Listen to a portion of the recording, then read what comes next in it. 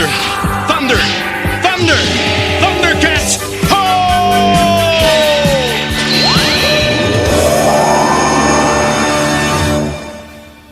So welcome, ThunderCats fans, to another Radical Retro Rewind podcast, ThunderCats Reviews. I am Ryan Hunter, joined together with my brother, David. Hello.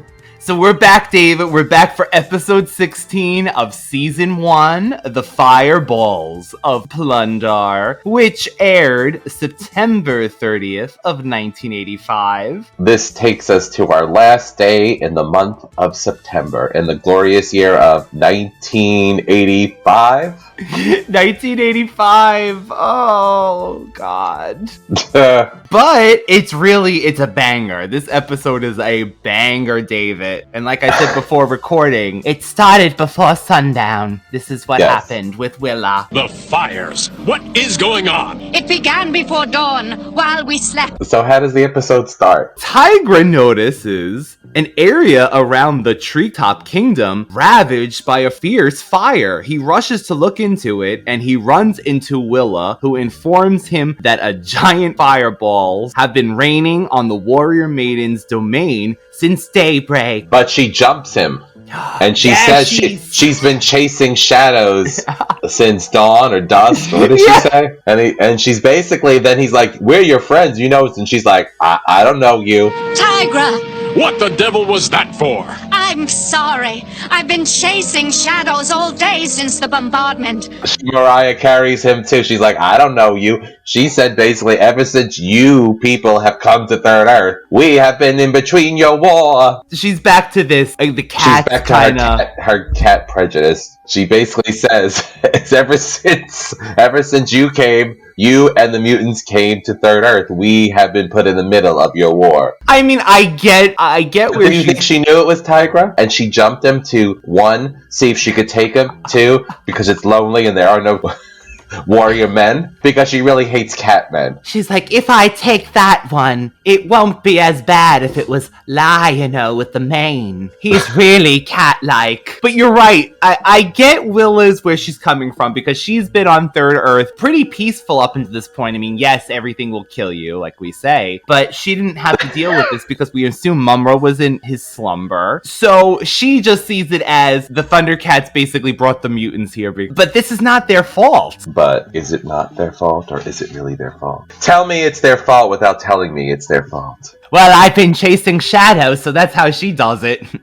You people! But then she has moments. When she's like, you know, you guys are okay, but, So before Willa could continue her story, David, she's attacked by a sky cutter with monkeying at the controls. The mutants fire at them. He is chopping down trees, and she's like, Tygra, trees that have been here for 1,000,000 years! Oh my God, yes!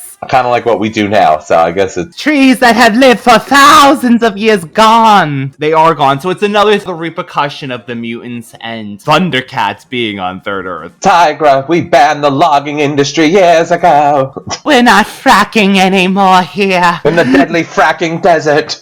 The mutants fire on them, but Tygra succeeds in yanking the sky cutter. Monkeyin's assault further fuels Tygra's suspicion that the mutants are responsible for the devastation, and he and Willa make tracks for Castle Plun-Darr. I like that Willa's like, it didn't crash, and I'm like, that would be the first thing I'd be like, that thing, you better break that machine so they can't use it no more. But he said it must be on some sort of an autopilot where it goes back. Which is smart, their mutant technology. And they go off to Castle Plun-Darr. They're looking at Castle Plun-Darr, they're seeing it all its glory, and it's just the two of them. It's nice that Willa gets thrown into this with Tygra, because I think this ends up solidifying their relationship even more, because it seems like she always gets into something with Tygra for some reason. Tygra Lionel. Well, I guess it's meant to be. She saved him basically from... Yes, with the Fountain of Youth thing. The guys are of youth, or whatever it was. What was it called? Yeah, I think it was the geyser review. I need the geyser review got him now. out, but Willa was thankfully at least knew of it. Yeah, so they are thrown into yet another adventure together. So they end up at Castle Plun-Darr. Willa basically says it would be suicide to try to go in because they're going to see them immediately and throw fireballs at them, basically. They're going to see them going across the bridge. Tygra says, let's go this way. He uses his Bolo whip to get across some sort of a area. And he goes across, right? And he tells Willa, you'll enjoy this. Why, climbing across. I don't know, because maybe he thinks that's what they do. I don't know. It was funny. You'll enjoy this. Crawl across ropes. I don't know what that He thinks they're meant. a bunch of what, like acrobatists from a circus. Oh, well, you would know about circus performing. What you were supposed to be. Willa would have been my number one hire. The greatest showman. But there's a part where Tygra actually tells her that he has to do this alone because he can go invisible. And Willa says, why? I'm as strong and able as you are. And he goes, of course you are. From here, I go on alone. But why? I'm as strong and able as you are. Of course you are. But I'm going to need someone to back me up in case I don't make it. So there's no question. Like, he doesn't think that's the thing. He just wants to go invisible because he could only He says he has a Bolo trick. one person, I guess, with his Bolo whip to go invisible. I think he's boloed other people with that whip. He's meeting people on his apps. Swipe I came to the left. Treetop Kingdom because I swiped left and I ended up here. You found the fires you were looking for, Tygra. I'm sorry, I don't go out with cat people. She's a racist, I'm telling you. She just You know, gets people by. say, like, they don't want anybody that's overweight, like, no fats, no this, no... Yeah. It's just a preference. It's just a preference. And okay, you can have a preference, that's fine. But she's like, no, cat people, swipe. When I was chasing shadows, you look normal in the shadows, Tygra. You Oh, look like God. you could have been my date. So, this is what happens. Tygra uses his invisibility to sneak into the stronghold via the moat. Unfortunately, the mutants have infused the waters of the moat with a chemical known as Phosphate. R. R. It says, which clungs to Tygra's body. Clings. They wrote clung, so I'm glad that whoever wrote the ThunderCats clungs? Wiki, they wrote cl- clungs.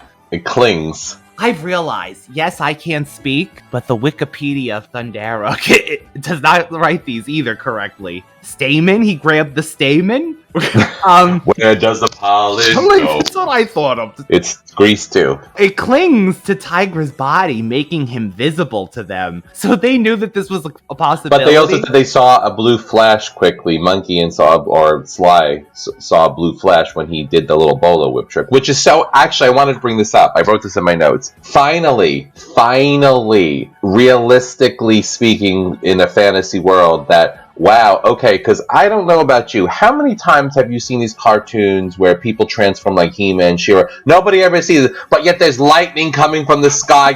An image of Castle Grayskull appears behind her, like she's standing in front of Castle Grayskull. Lightning swirls, unicorns are pooping diamonds and everything on, and nobody's seen the flash of light. She transforms. Oh, I'm just gonna hide behind this 2-foot rock. It's always a rock, you're right. Like, I'll go behind those trees over there. I don't know about you. I got kids. I could see things in the back of my head. Well, to your point on another episode we did, Wonder Woman used to spin around, just leave her purse and bag at one point, so... I love that when she takes it and she throws it in like a dumpster. She's like, I gotta get another ID. God, I lost another purse. I'm gonna start... She's gonna You start don't think buying... she knows? Like, she's like, did I leave it behind that dumpster, or... She's like, I'm gonna have to start shopping at the dollar store to get these cheap purses because I keep losing them. No more designer bags for Diana Prince. We gotta go to Savers. Get some used stuff. Diana's just using, like, use a dollar store thing, and she's just putting cash in there. She's not even putting the That's whole what I wallet. would do. I'd probably use a plastic bag from a grocery store. And stuff the money in my bra so I wouldn't, if I was her, so I wouldn't lose anything anymore. Just an ID, some cash, keys, See? and a plastic Really? bag. I wish you were riding it back then. Or she got a fanny pack. So she could keep a fanny pack on. Or why didn't she just put the money in her Wonder Woman garments? I'm sorry, right down the breastplate in the front. But, so you're right. What a tangent. Someone What a tangent. actually did see this, though. Yes, they saw the flash, so then that alerted them to check them out. But why did they think that they had this chemical that would make things visible? So evidently this is a problem for the mutants. So they installed that moat, and they had to not put some chemicals like a pool. They're putting in invisibility chemicals. They're conditioning it with, this ain't chlorine. Monkey, and I told you to put the algicide in. How do you expect? How do you expect the what are those men? Wasn't there a creature too that was attacking? That creature that was attacking Jackalman. He's like, I live here. That thing. Did he die with the phosphorus R chemical? Because it wasn't in there to attack Tygra. Who knows? So Slive goes into the moat, piloting the nosediver, and tries to chew up Tygra using the vehicle's rotor grinder. Ooh. So this is, I want to throw this out here, this is the episode for me, that is the definitive moment when you realize that the mutants are actually very cruel, very evil. Because I'm going to be honest with you, Mumm-ra, the ever-living, the source of all evil, has never killed anybody. He has had ThunderCats asleep in his tomb, whatever, his pyramid, to do different magic and stuff. I really think he enjoys the chase. As much as he complains, he likes this cat and mouse game. The mutants want to kill the ThunderCats, literally. Even though Mumm-ra says that, Mumm-ra has had so many. If I was Mumm-ra, I'd just go wait until they fall asleep and transform into their room and kill them right away. He doesn't do that. The mutants would. And this is where, in this episode, for me, this is what defines the fact that the mutants are really, truly evil. Because later on, when we talk a little bit more about how they're going to, what they do to Tygra. So he's going to go into the moat to chew Tygra up with the blade. With a blade and chew him up and spit him out the back of the machine. So like a wood chipper on wheels, so to speak. Mumm-ra has never done any of that. He's twisted and he comes up with these bizarre games, but he is a Karen. Mumm-ra is a Karen. He's like, I will defame them, I will let everybody hate them, I will come up with a way for people to turn against them, and then I will get the sword. The mutants are like, we will kill them and we will chop them into pieces. David, you're right. If Mumm-ra's probably theory is, if no one sees it, it didn't happen. Yeah. It's like, I'm not doing this in the shadow of night. I want people to know. You will know that I did this. I took this down. I talked to your manager. I got you fired. How dare you speak to me? This is why you only make $15 an hour at Cat's Lair as a barista. You have child workers? And a snuff working too. So Tygra manages to avoid and disable the nosediver, but ends up getting caught in a cage that the mutants had placed inside the intake pipe. So smart, or unless it was those brute men that assembled that part. But now a prisoner, Tygra is bound by the mutants to the Four Winds, an ancient torture device that is designed to rip the victim's limbs apart. So this is basically another night for Tygra. I was just going to say, did anybody get a feeling in their mommy and daddy parts watching Tygra be strapped down with four ways, spread eagles, so to speak? You've never been to the Four Winds before, yes? Well, it ain't the Four Seasons. It's 50 Shades of Tygra up in there. Yeah, Tygra is basically put into an X formation. I always remember this episode too, because this was, a medieval torture device, I believe. A real one where they kind of pull you. They rip your limbs off. It pulls until it tears your limbs from the four winds, four directions. So this is, again, solidifying the fact that the mutants are cruel. And what I don't understand is, so they set up this machine, there's like a little jewel or something. He's like, when the sun hits this, it's like a solar panel, basically. He's like, when the sun hits this, then you'll be ripped apart. What does Sly say? He says something like, so you don't think I'm so horrible. At dawn, your limbs will be ripped apart. Oh, nice. I think it's more like, so you have time to think about being ripped apart. Definitely. Because he's having no idea that, Tygra was alone. He doesn't know about Willa. And he probably figures, give him a little torture, but it's going to happen. It's going to happen. Because Sly fixes the solar I've seen that mirror. X before. When I used to perform, I sang once at a fetish show. I was not part of the fetish show. I was just performing, but they were doing some freaky stuff. Listen, when you get booked a gig and they're paying, it's an actual paying gig, you take it. They might be throwing beer bottles at you. They might be beating somebody on an X. When the Misfits and Gem get together, you go to where they have to play. Click clash. So anyway, yes, so I'm familiar with the Four Winds, so to speak. And so is Tygra. I'm telling you, this all started when he was going out for his date. He's like, can we take this? If I survive this, can I take this home? Willa said she was strong enough. She can carry this with me. She's waiting out there. The Four Winds is set to activate immediately when the sun's rays strike it. So it's not even like it's charging up. It's gonna, as soon as the sun hits it, he dead. If you were wondering why the Sword of Omens didn't alert Lion-O, we don't know. But meanwhile, inside Cat's lair, Lion-O is growing increasingly worried about Tygra's absence. So isn't it weird, David, that Snarf of all people in this episode was like, why are you so worried about him, Lion-O? Like, we know that Snarf is usually worried about things. Does he just think that Tygra's more capable or wouldn't do something stupid like getting addicted to drugs and he's like, he's probably out trying to find some more fruit so he can get high again. He has to hit rock bottom, Lion-O. I don't care. No offense to anybody that's let him reach rock bottom, Lion-O. Not that anybody that's, no offense to anybody that's ever had a problem, because there's no, we're not shaming anybody, but it's just we're trying to. Maybe he does think he's capable, and then Lion-O actually has to school Snarf. He's like, a matter of fact. So here we go. His fears are confirmed by the Sword of Omens, which shows him that Tygra's predicament. Within an instant, the young lord descends down the walls of the cat's lair using the claw shield and runs off to help his friends. Was that the easiest route to take? You also hear some kind of Lion-O, like he's calling to him. Tygra, yes! So does Tygra hope almost that the sword would activate then? Maybe he is magically summoning him with his thoughts, hoping that it would activate the Sword of Omens, and it does, I guess. So does the Sword of Omens just activate when they're close to being killed? Or is it, like, I've seen, you know what? Immediate danger, right? We've talked about this in earlier episodes. The Sword of Omens does whatever the creators want to do for it as needed. It just really does. I think I actually sent you something. There was some kind of thing on YouTube that I sent you about a person that was and literally they said this. Yeah, things only adults can realize about ThunderCats. The Sword of Omens is the Swiss Army knife of magical swords, and so whatever. I want it.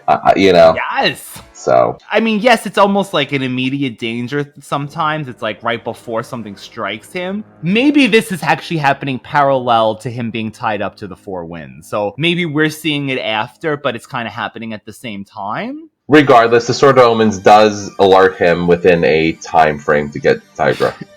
Gave him enough time. You should have given us a little more time, but could you call ahead for reservations? When he reaches Castle Plun-Darr, Willa tells him all that has happened. She's like, Lion-O, let me tell you. He went in, and then shortly after his Bolo whip washed ashore, and I heard a noise like bones were cracking, or whatever. She said something like basically he's dead. Like, but if you don't ask Willa if you need anything, because we know, as we've seen in the last few episodes, she's dramatic. They're all dramatic. Every single one of them. That's a prerequisite to live on Third Earth. I mean, granted, everything is out to kill you, so I guess you would be dramatic. Yes, but do you give it to Willa that she at least didn't leave? She was waiting to see if something like a patch of fur might have washed up. I don't know what she was doing, but hey, I'll give it to her. Good for you, Willa. He's really gone, Nida. One down.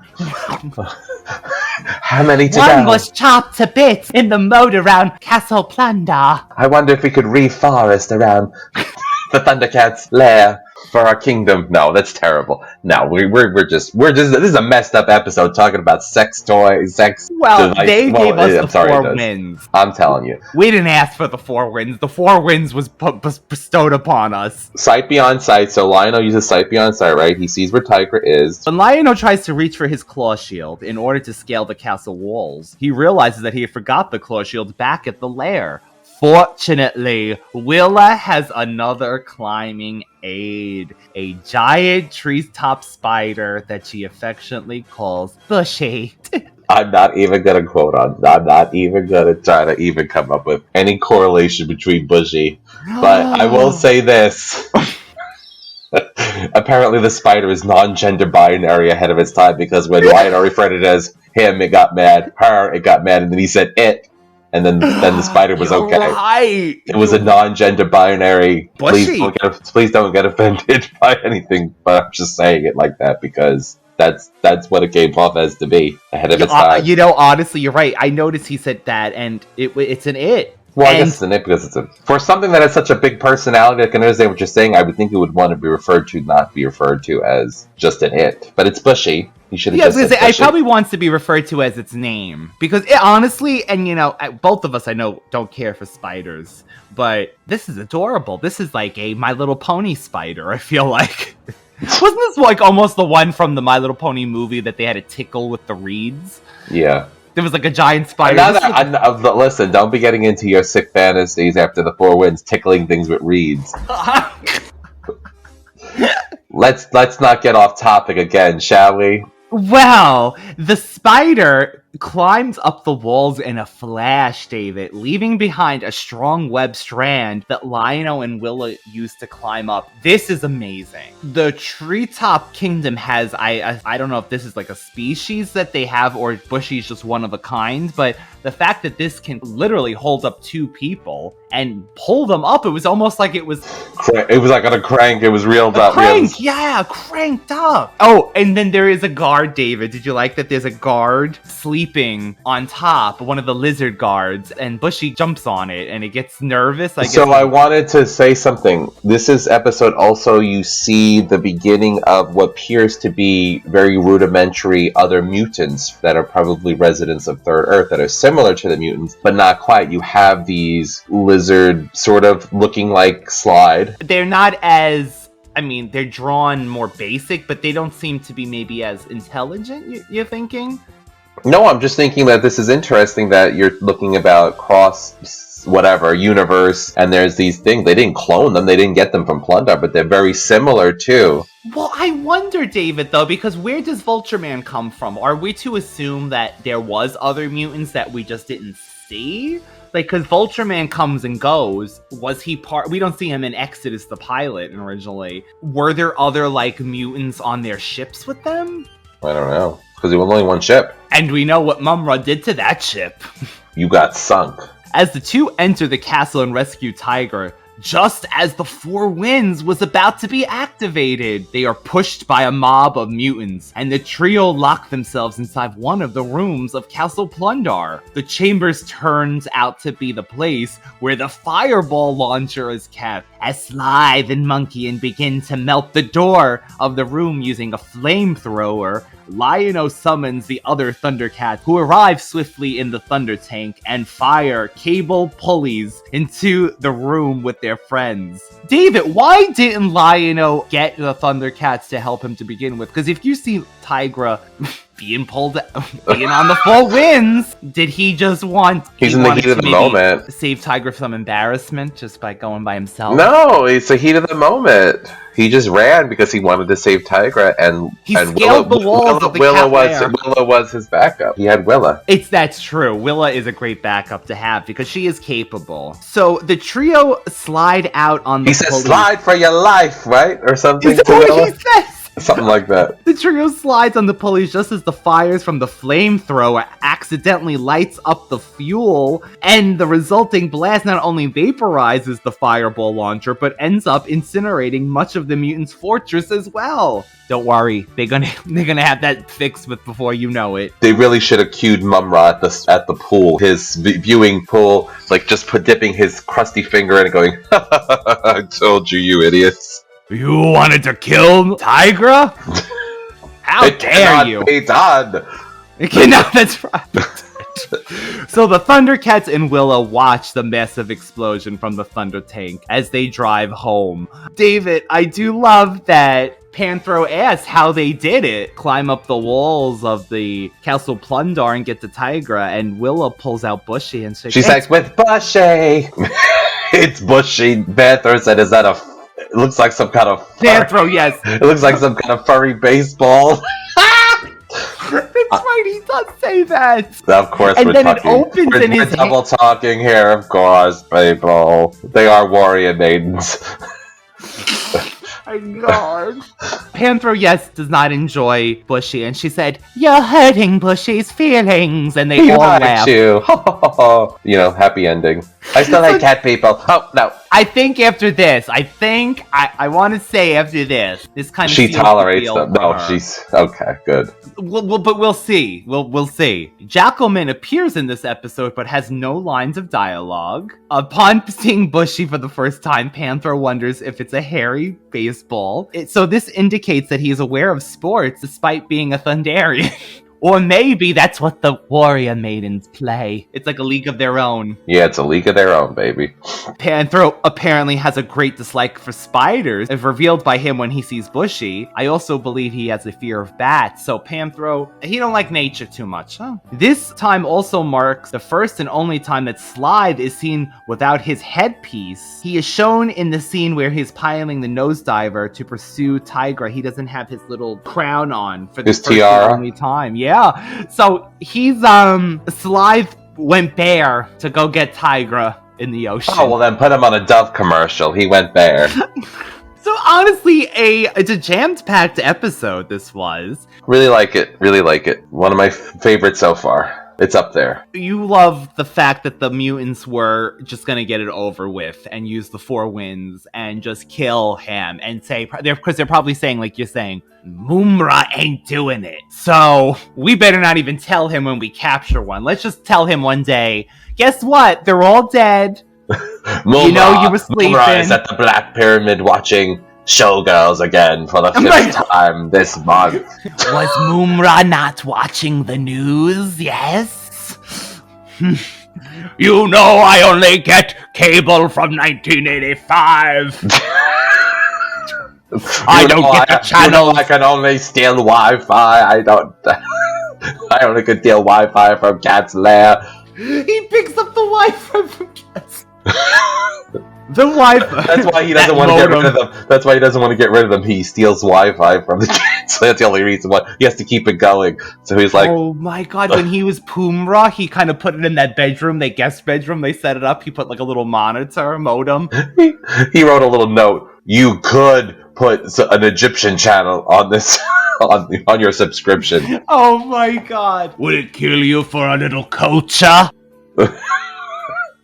I give this stay 3 stars only, and that's being generous. Anyway, we're nuts. Well, we know that their beds look hard as a rock, as I always like to say, so was mumm-ra off with that Yelp review. So, Fires of Plun-Darr, like David said, we learned that the mutants are not messing around. They are willing to cut you up, chew you up, stretch you out. Rip you apart. Chemical their moat so you become visible. Yeah, they're not nice people. Not at all. I feel like more like Sly is the kind of the more evil. Definitely. He is the one that is in control of all of this. Most definitely. Because as we saw, Monkey said in that one episode that he was a chauvinist reptile, so... He's chauvinistic. He did take on mumm-ra and said, no, we are keeping our technology. So, I mean, he really is kind Sly is a badass, honestly. Yeah, he might be not held in the bowels of the 80s cartoon glory as a villain, but he really is like the second in command in this, or the first, depending on if you ask him. So David, where can the people find you? I believe it is Universal Appeal 2020, all one word. Hashtag Bushy. Hashtag hairy baseballs. And hashtag the 4 wins. And you can reach the Radical Retro Rewind podcast, all one word, on Instagram as well. We're also on YouTube. And we will be back, as always, with ThunderCats galore. We're going every episode. Every episode. Even if you don't want us to, we are. We're not even in 1985 yet, and I think we get to 1987. Let me just say. Okay. Bye!